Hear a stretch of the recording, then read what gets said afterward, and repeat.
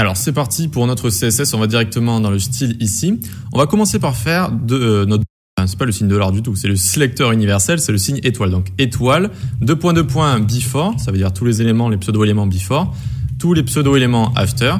Et donc on va leur donner ici box sizing border box. Qu'est-ce que ça veut dire? C'est ce qu'on fait en général. Alors, en général, quand on met en place un projet, on fait ce qu'on appelle un reset en CSS.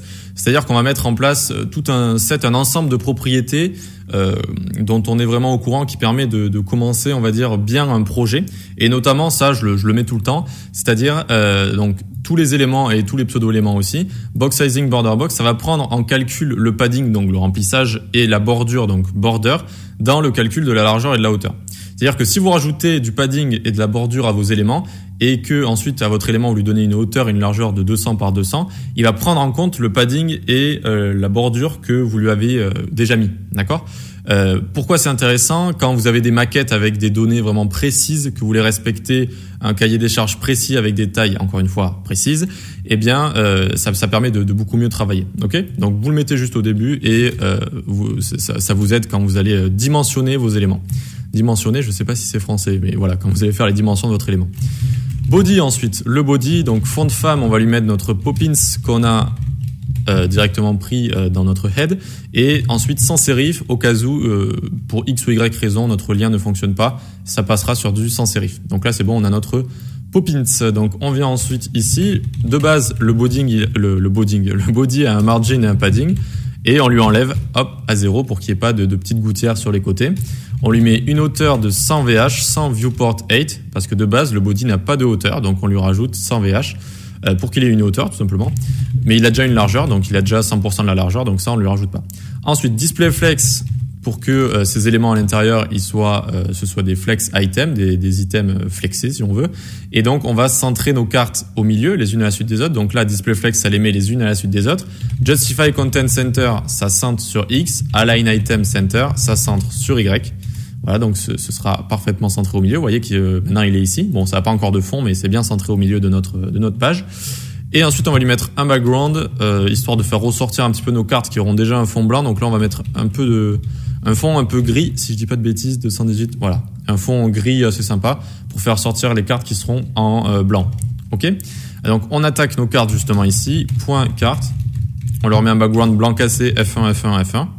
Voilà, F1, F1, F1. Une width de 300 pixels et une hauteur de 550 pixels. Hop, nickel. Et ici, on va leur mettre, alors à mon avis, ici, ça ne le fait pas.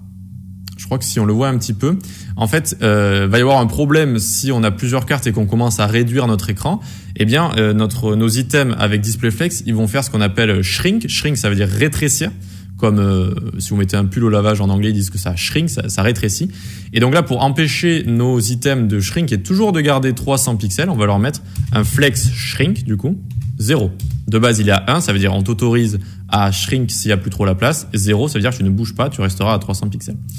Ok, toujours ensuite, un petit border radius, à part si vous voulez vraiment des angles très pointus. Sinon, n'oubliez pas de mettre un petit 5 pixels en général aux angles. Tac, ça les arrondit très légèrement, ça fait un petit peu plus sympa visuellement.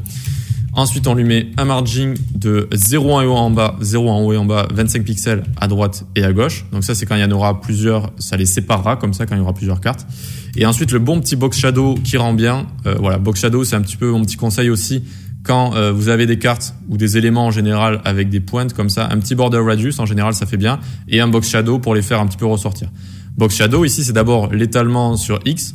Ensuite l'étalement sur Y, ensuite le flou, on lui met 25 pixels de flou, et ensuite la couleur RGBA, on lui met 0, 0, 0, 0,6. 0, 0, 0, c'est la couleur noire, et 0,6, c'est l'opacité. Et vous voyez que ça va la faire sortir, vu que ça fait un petit ombrage dessous assez sympa. Donc 0 sur X, et par contre vous voyez que sur Y, ça s'étale un peu vers le bas, juste pour exagérer, pour vous montrer. Vous voyez, là je suis sur Y, je fais baisser dès que je monte cette valeur, et donc là je remets à 10. Hop, c'est bon, ça fait un petit ombrage sympa. Il est d'ailleurs même assez fort, n'hésitez pas si vous voulez. Ça, c'est le niveau de flou. Vous pouvez... alors, si, voilà, donc ça faut le garder. Ça, faut le garder, mais du coup, on peut mettre une opacité un petit peu moindre. Voilà, si vous avez envie d'avoir quelque chose de moins prononcé. Ici, on va mettre 0,4. Voilà, c'est bien. 0,4, c'est bien.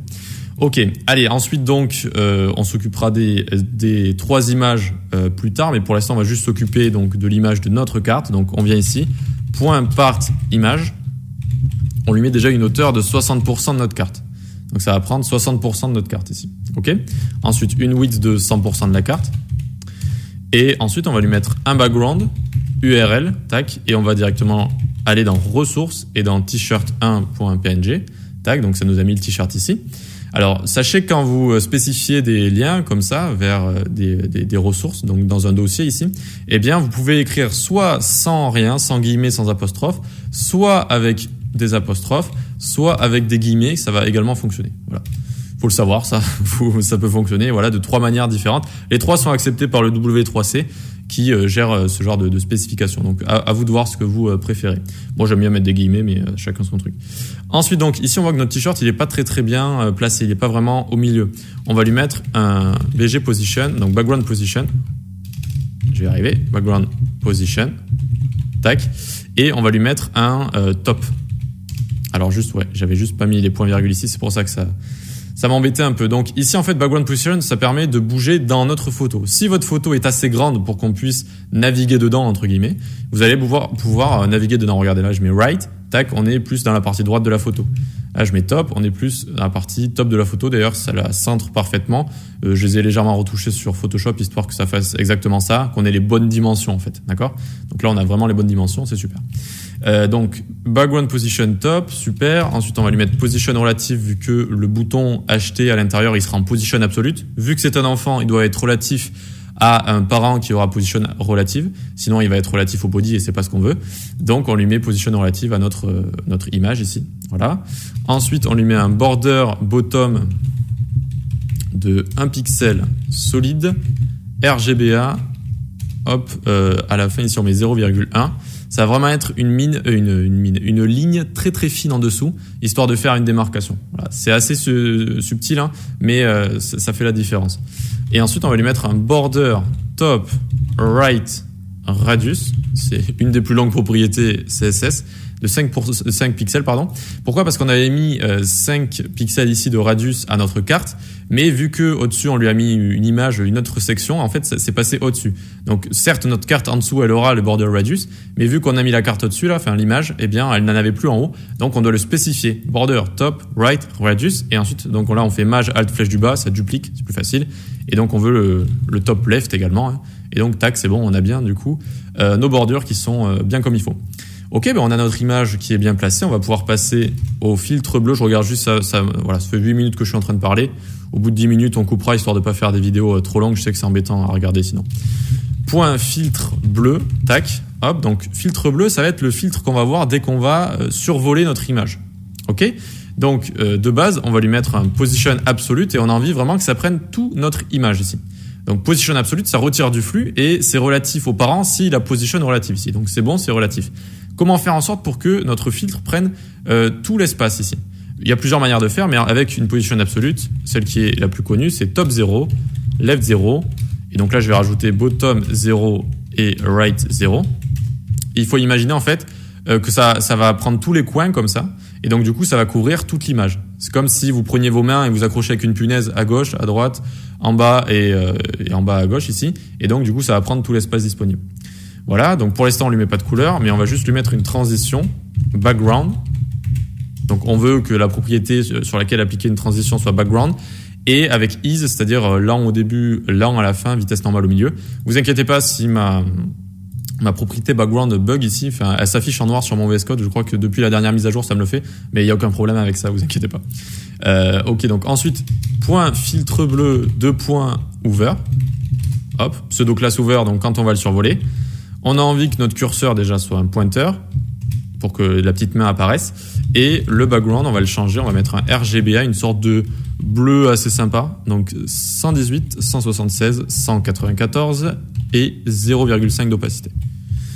Voyons voir. Hop, vous voyez que ça fonctionne bien. Ça fonctionne bien. On a bien notre transition ici.